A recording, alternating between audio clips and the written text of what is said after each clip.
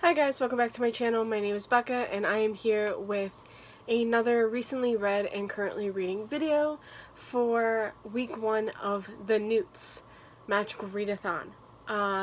It's Thursday, it's the end of the first week of the NEWTS Readathon. I just got home from work and I've just been running around all day. I'm still a little tired and I haven't eaten. So, yeah.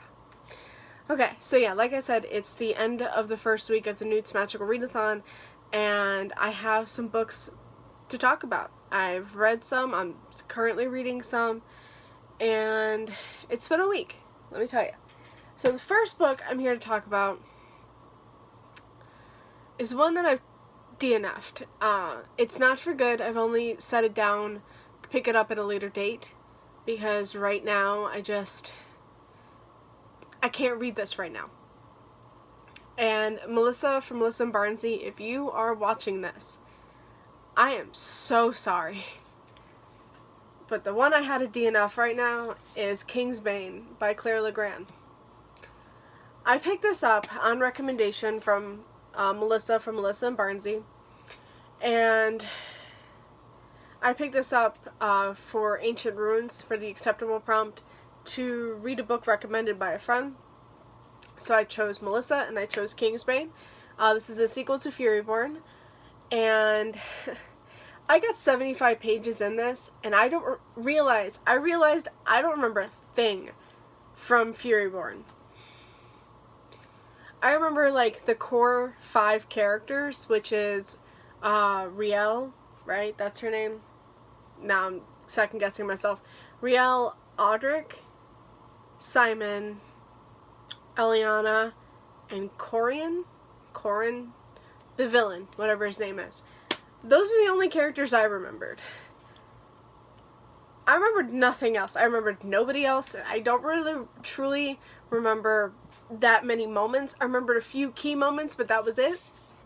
And I feel really bad. But 75 pages in, and I'm just so confused. I'm like, who are you? Am I supposed to know you? Oh shoot, I guess I am supposed to know you? Okay?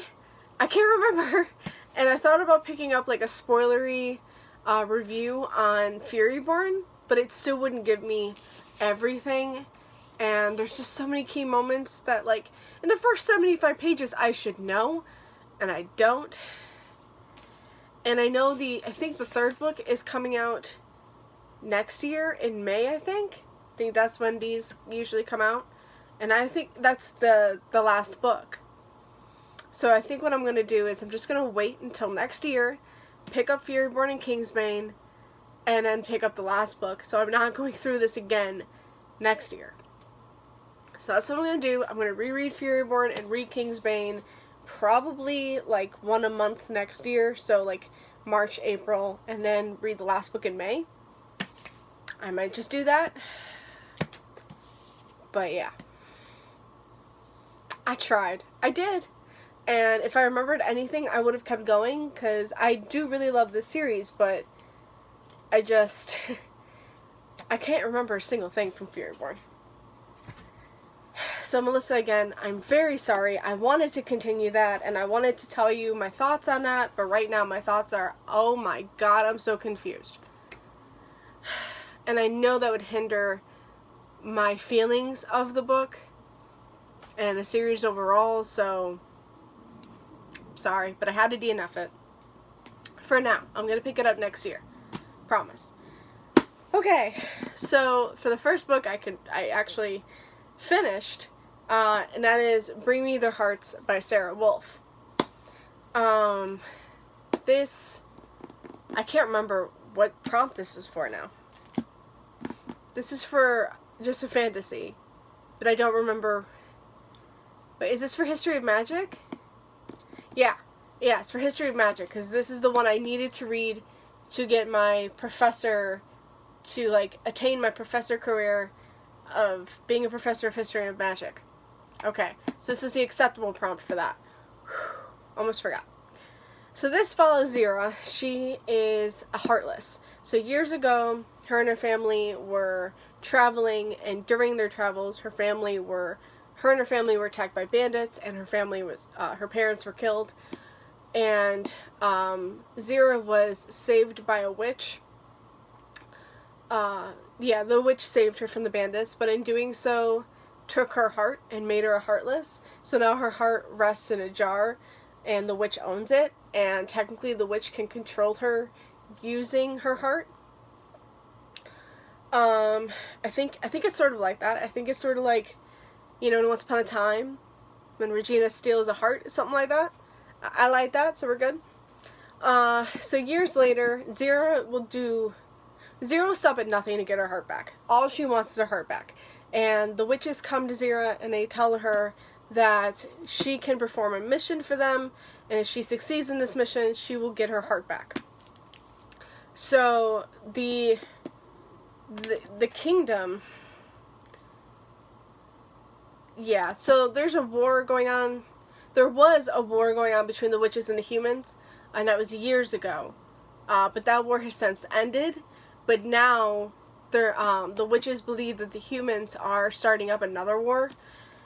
So the witches need Zira to infiltrate the royal family, get into the palace, and seal their prince's heart, and make him a heartless, so that the witches can control him and use him as like a ransom, or like a hostage, so that they can ransom him for the humans just not starting another war. But Zira gets to the palace. She is all ready to perform this mission because all she wants is to get her heart back. But she realizes the prince is actually a pretty good guy, and there's more to what's going on than anybody realizes.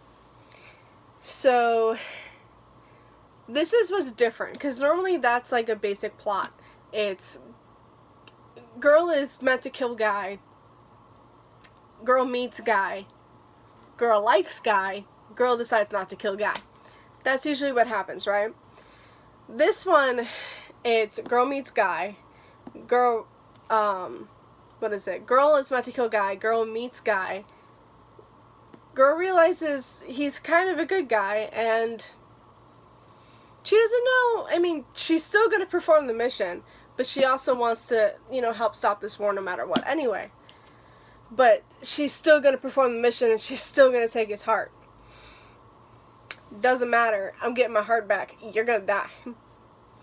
But she knows he's a good guy, and she's still torn, but she's still going to do it. Like, she feels bad, but she's still going to do it. What I really liked about this as well, I can show you, is that when you're heartless, when your heart is gone, you have what is this hunger for human flesh, and you must eat like raw meat to quell the hunger. Wow, I can't find. And the hunger is like a voice in your head. It is actually it is a voice in your head. So all that black, that's the hunger. So the bold black is the hunger, like actually speaking to Zira and like telling her, we need to eat. Let's go, like let's kill them all. Here, can I tell you that? Take his heart, feast on him, take him right here and right now, and you have your freedom. So that's talking about, the prince and everything, like let's do it right now, let's do it. Let's just go. I want to eat. I love that. I love that Zira, the hunger is a monster, and Zira becomes a monster if she gets too hungry. But Zira is so witty. She's so funny. I love her so much. Zira is my favorite character right now. I think if I did the mid-year book freakout tag and it said, like, what's your newest favorite character? It'd be Zira. No issues. I love this book. I gave this 5 stars. Oh my god. It's a very slow burn romance between her and the prince. You know this is going to happen. And I don't know what's going to happen for the sequel. I'm really looking forward for the sequel. That's coming out in November, I think. But yeah, I don't know what's going to happen between her and the prince because of what happened at the end. But it's going to get good. That cliffhanger was really good. I'm really looking forward to this. To the sequel. And I don't know if it's going to be a trilogy or if it's just a duology. But I'm really looking forward to it. I love this cover too. This is like my favorite cover right now. Oh man. Yeah, I'm for sure gonna buy my own copy because I got this from the library. So I'm for sure gonna get my own copy of this. I can't wait. Okay, so yeah, that was 5 stars. And then I read Archangels Kiss by Nalini Singh. So all of these are for acceptable prompts. So this week I really just focused on acceptable prompts for the NEWTS. And if you didn't know, the NEWTS Magic Readathon, there's 12 exams, and each exam has 3 grades, and to get like an outstanding, you need to, I can't believe I'm explaining this right now, you need to pass your acceptable and your exceeds expectations, and pass for the outstanding prompt, and then you can get an outstanding in that grade, if that makes any sense. I'll link my TBR and G's announcement and everything down below where she explains it much better than I do. But yeah, I try to focus on all acceptable prompts so that way I can try, and for this week coming up I'm going to focus on exceeds expectations as well as the acceptables I'm currently reading. You'll see. Because again, there's 12 exams, which means 12 acceptable prompts, 12 exceeds expectations prompts, and 12 outstanding prompts. I'm not going to read 12 books a week. That's not happening. But DNFing King's Bane, that means Ancient Ruins, is out. That whole exam. So I'm not taking Ancient Ruins anymore. So this one and Heartforger are now gone. Happy Marriage is also not going to be included, because Happy Marriage Volume 1 is a manga, and that was for the outstanding prompt for Ancient Ruins. That is, that's just going to be an extra book I read, because Volume 2 and Volume 3 are going to count for the readathon. So I'm just going to just read Happy Marriage Volume 1 as well, and just count that as an extra.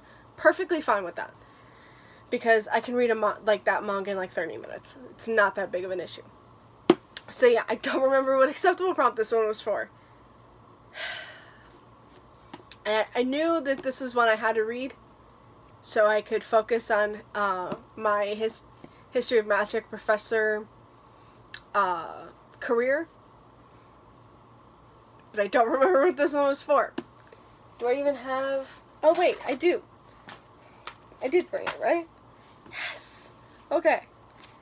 So this one was for Care of Magical Creatures. So all I needed to do was pick an acceptable prompt, or read for an acceptable, so already done with that, thank God. So Archangels Kiss by Nalini Singh, this one works.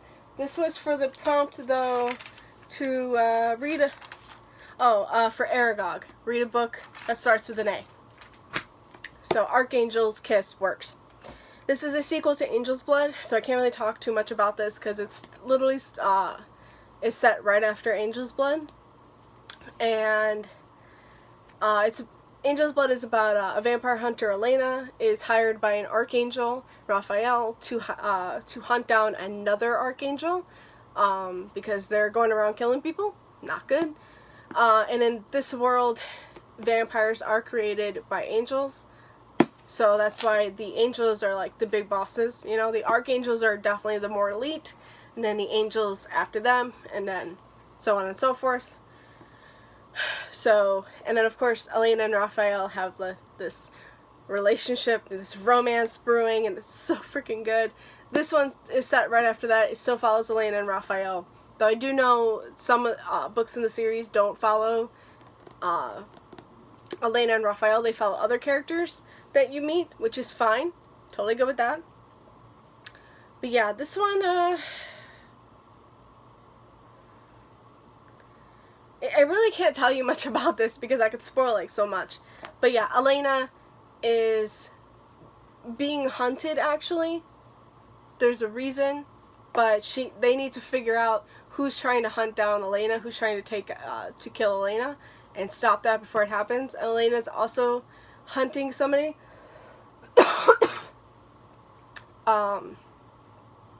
Because there's a lot of murders going around, so Elena's also doing some more hunting.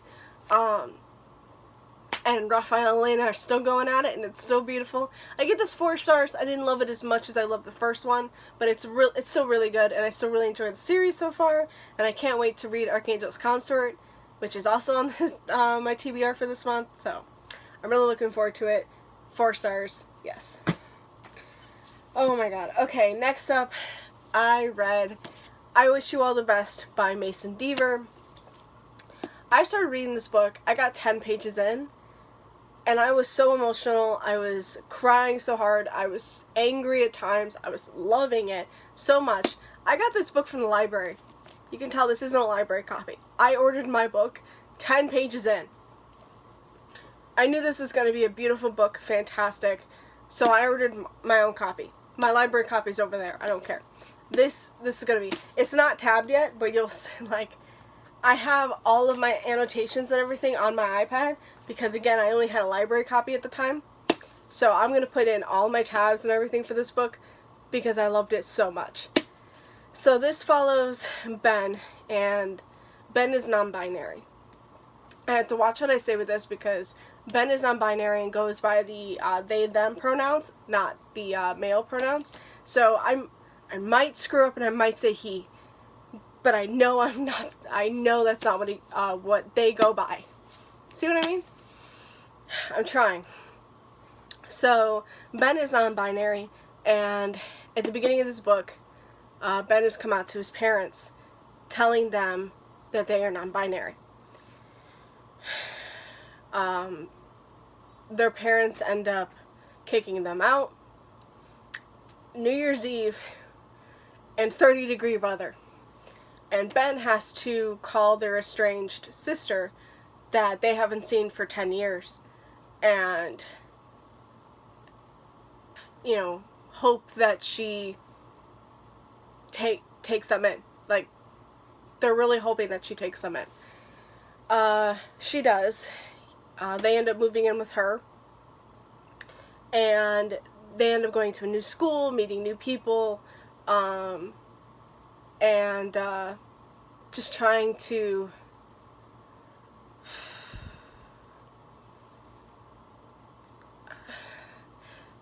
how do I say this? They're just trying to I guess survive. They only have like another 6 months of school left and then they're done. But I mean, they're going to a new school. They have a whole new set of people to, you know, be around. And they have decided not to come out to them.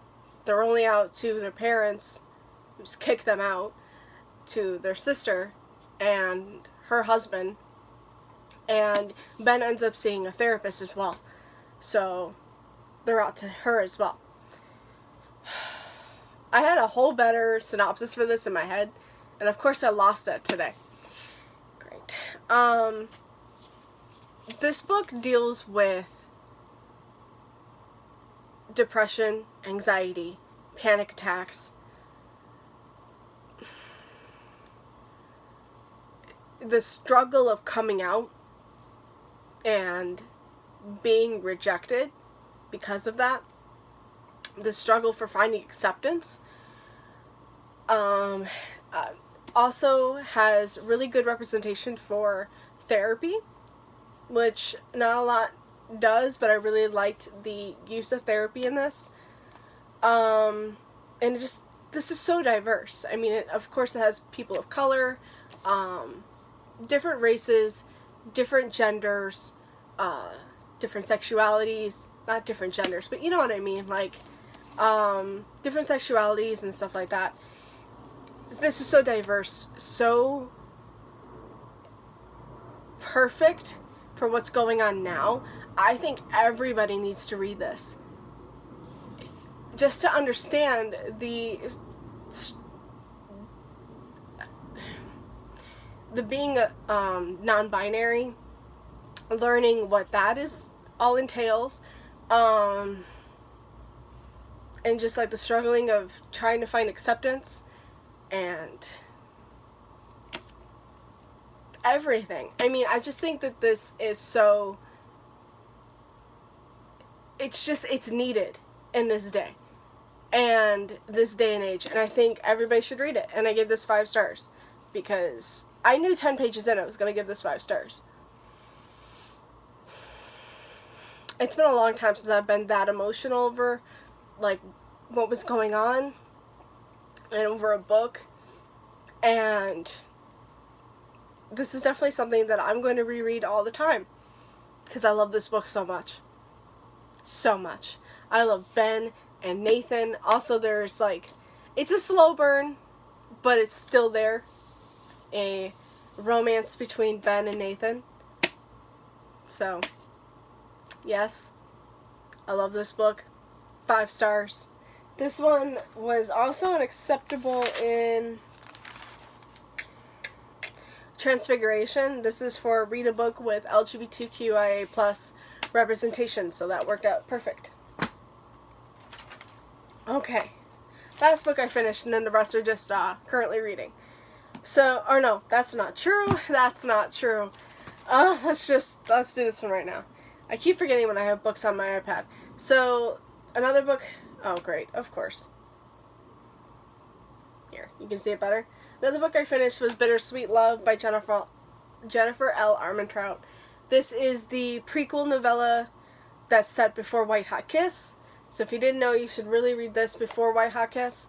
I think it is set like 3 to 4 years before White Hot Kiss is. Because I think Layla's for sure 13 in this. And I believe she's 16 or 17 in White Hot Kiss. So this is set years before. And it follows Jasmine and Dev? Yeah. Jasmine and Dev. So they live in New York. In this world, there are wardens, which are like gargoyles. They're heavenly beings that hunt down demons to protect the humans. Okay? So Jasmine and Dev are both wardens. Dev and Jasmine used to be best friends. You know, they used to live in the same clan and everything. And then Dev one day just leaves. He ups and leaves. And Jasmine hasn't heard or seen him in the last... Wow, I can't remember how many years he was gone. I want to say 3 years. Maybe. Possibly. He was gone for years. And so now he's back. And he wants to claim Jasmine as his mate. And he wants to, you know, be with her. But she's like, you just up and left. Why the hell should I be with you? No. Like, she still loves him. She still wants to be with him. But she, you know, with him leaving and everything, it's like, you didn't want me then. Why do you want me now? So she ends up, because you have 7 days to accept or refuse, like, this proposal. So in those 7 days, she decides to, sorry. She has conditions. And she tells him that if, you know, if you want me to think about giving you a chance, you have to meet my conditions. So all she wants to do is go out and see the world, pretty much. She wants to do things that humans can do. Like, she wants to learn how to drive. She wants to go out and hunt a demon, because it's not fair. Because females really aren't allowed to do all this, because there's not that that many females there, and females are needed to reproduce, of course. So they don't want to give up their females. So Jasmine's like, fuck that. I want to go out, I want to drive, I want to see Washington, D.C., I just want to see the world, I want to go hunt a demon, I want to skinny dip, and he has to accept, he has to do all these things with her if he even wants to have her consider giving him another chance. So they end up going to Washington, D.C., which is where White Hot Kiss is set. That's where Layla and Zane are from. And they end up meeting Layla, who is 13 in this. And they, of course, meet Zane, who is a warden as well. Layla is a half demon, half warden, which is very controversial. And Zane is full warden. So I really enjoyed the novella. I've read the novella like 3 times because I really do like this one. It is pretty short. It's like 150, maybe like 100 to 150 pages. I really enjoy it. So I gave that like 4.5 stars. Yeah, it's like 4.5 to 5. I think I'm just gonna give it 4.5. I really enjoy the characters. I'm not entirely sure if you get to see those characters again though. I don't know, because I don't remember in the trilogy if you do. So I'll look out for that. Hopefully I do get to see Jasmine and Dev, because I really like them. And I think they'd be really good friends to Layla and Zane. Oh, and I really loved it because you get to see... I totally forgot. I don't even know if that really registered in my head, because when I read Bittersweet Love, like so many times, it was all before I read White Hot Kiss. But you get to see Summer Roth, who's the demon in White Hot Kiss. I love that. So, I've decided that I'm going to make Bittersweet Love. I'm going to fit it for the acceptable, or the exceeds expectations prompt for divination, which is to read a short story or collection of short stories. It's a novella. It counts, so I'm counting it. I had Dark Bites there. Like, I had a short story from Dark Bites from Cheryl and Kenyon. But, you know, from the Dark Hunter series. But I've just decided to make it Bittersweet Love. So that works. The acceptable prompt for that is White Hot Kiss. And you'll see I am currently reading that. So as long as I finish that, that'll still count. So we're good there. So far, so good. Alright, the last book that I fully read was Aurora Rising by Amy Kaufman and Jay Kristoff. This is their newest collaboration. This is the first book in a new series. I don't know how many books are going to be out in this series. This is... Okay. I'm going to need, like... I'm not going to be the greatest at this synopsis, so bear with me here. Alright, so this is set in 2380. Alright, so set way in the future. And in this world, students go to Aurora Academy. It's set in set in space. And this is like a space academy. And the graduating cadets are being assigned their first missions. And we follow Tyler in the very beginning. Losing my voice. Tyler in the very beginning is like the star pupil. He's, you know, everybody thinks he's gonna have like the best team. He's gonna do great. And the night, I think it's the night before the draft or sometime before the draft, he ends up going out into space and getting like this sort of distress signal, I guess. And it lets him know that there's a ship out in the fold. I don't really know how to explain the fold, but I guess it's sort of like this really bad part of space, kind of, where if you're stuck there, you can get like really crazy and it's weird. But there's a ship there of cryogenically frozen people. And this ship has been missing for over 200 years. And he notices that there's one surviving person left on this ship. So he ends up going and saves this person, and her name is Aurora. That just ended up happening. And because he saved her and he took all that time, he ended up missing the draft. So he ended up getting stuck with all the people that nobody wanted. So that was great. So this squad is made up of the Alpha, who is Tyler, the Diplomat, which is his twin sister Scarlet, the Scientist is Zila, the Gearhead is Finian, the Warrior is Cal, the Pilot is Kat, and the Mystery Girl, obviously, is Aurora. And there's a lot of mystery going, or like around... Why can't I think of words today? There's a lot of mystery around Aurora. I can't think of words. And it's because she's over 200 years old. Her ship has been missing for over 200 years. But she's been cryogenically frozen for that amount of time. And the place that she was supposed to arrive in, technically, it doesn't exist. Or it does, but it wasn't what they're saying that she was supposed to go to.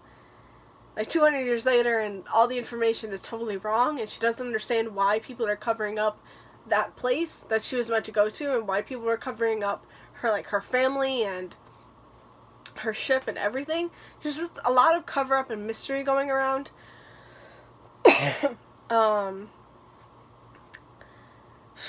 And their first mission as a team is to go on the supply run, which nobody wants to do. It's like the worst thing to do. And on the supply run, they end up finding out that Aurora is heading away on their ship, and they need to now protect Aurora and get her where she needs to go. Because also, while she was stuck in the fold for over 200 years, she gained these abilities, these supernatural abilities. She has visions and telekinesis.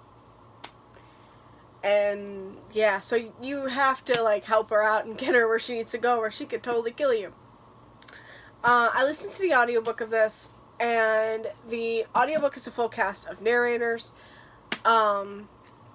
So, and then each chapter is like a different perspective, so it works out perfectly. I think my favorite character for sure is Cal. And I think Ari, or Aurora, is definitely my other favorite. Finian is really good too. And I actually kind of like Scarlet as well. My real least favorite character is Kat. Didn't like her whatsoever. I feel bad. You find out in the book. But I didn't like her throughout this whole book. There were things she did that I was like, oh, okay, alright, that's not so bad. But for some reason, I still really didn't like her. Zila, she's not good with human interaction, but I freaking love her. She's a scientist. I love her so much. Tyler, I mean, I think everybody else is fine, except for Kat. I just really didn't like Kat. I didn't like her voice either, the narrator's voice. Kat has an accent, which I can't think of what her accent is. I want to say, is it an Australian accent or something like that? But I really didn't like the accent. Or I just didn't like the voice. But yeah, and then there's also these like data entries, and you get another voice for that. It's told by Aurora's Uniglass. Don't ask me really what that is. It like tells you, like, you know, you ask it things and it tells you the information. It's like Siri, but I don't know. And that's told by a different voice. It's called Magellan. Okay. I think Cal is my favorite character because his voice is one I actually knew.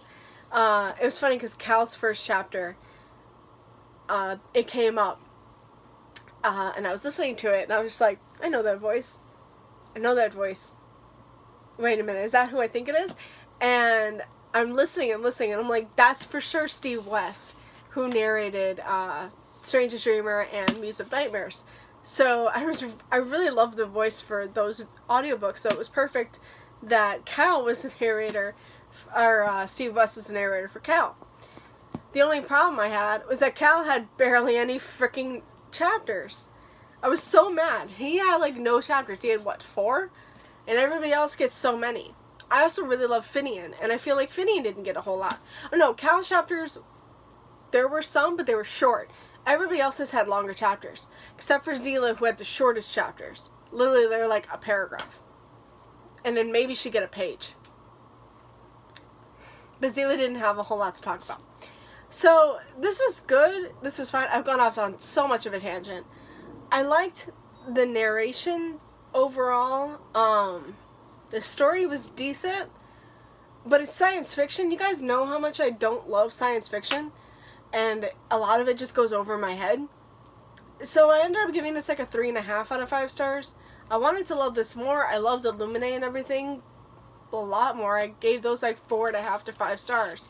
But for this one, it went way over my head most of the time. I feel like if I tried to reread it now, I might know more. And I might reread it when the sequel comes out. But we'll see.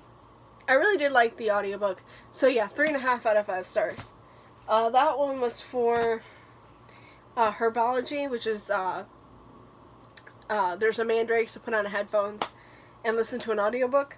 So that's first. Okay, so now I'm currently reading 3, so I'm not going to go over too much of these. So I'm currently listening to Romanoff by Nadine Brandes. Now that I finished my audiobook for War Rising, I can go into my audiobook for Romanoff. I'm trying to have 4 audiobooks for the month. And I know which ones I'm going to do audiobooks for. So this is my next audiobook. This is the Acceptable Prompt. Where are you? I know this is a gorgeous cover one. Yeah. The Acceptable Prompt for Charms, a book with a gorgeous cover. because obviously that's a gorgeous fucking cover. And this is an Anastasia retelling with magic, and Anastasia can do magic and stuff, which is really nice. I'm not that far in. I literally just started this morning. I'm 12 pages in. Couldn't even finish the first chapter yet. But I'm really enjoying it so far, and it's pretty short. So I should be able to finish this week, and then go into another audiobook. I also, of course, started reading White Hot Kiss by Jennifer L. Armentrout. This one, I am 49 pages in, barely reached 50, and I still have that much left. I was trying to finish this before today. That didn't work out, but I can fly through this pretty quick. This is a reread, so I pretty much know everything that already happens in this, but I wanted to reread this trilogy so I could go into Storm and Fury, which is Zane's story. I'm really looking forward to that. So yeah. See how this one goes, but I'm only 50 pages in, so not that far in yet. The one I'm farthest into is Wicked Fox by Cat Cho. This one, I did tell you this was for divination, which was, read a book with a white cover. Yeah. Read a book with a white cover, so that worked.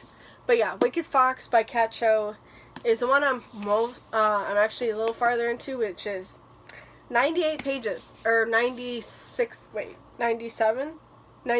pages in. I'm on chapter 10. I'm only there out of that, but it's fine. I'm gonna try and finish this by the weekend. We'll see how that goes. This is for the acceptable prompt.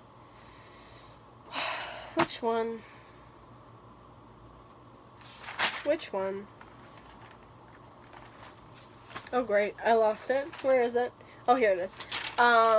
It's for astronomy. So read a book with the moon on the cover or in the title, which is perfect. There's a big ass moon right there. But yeah, I am enjoying this so far. I'm actually enjoying all three of these so far, but again, I'm not that far into any of them really. So I am looking forward to finishing these off, so I can actually go into some exceeds expectations prompts as well. I have a lot to read, guys. So far, I've only read 1, 2, 3, 4. I've read 5 books, like 4.5, but, you know, we're counting Bittersweet Love as a prompt, so 5 books. And I'm currently in the middle of 3. And, I mean, I still have the manga to go, so that's fine. The manga is going to be like 3 manga in a day. So yeah. That's it for me today, guys. I hope you enjoyed this video, and I'll talk to you guys later. Bye. Happy reading.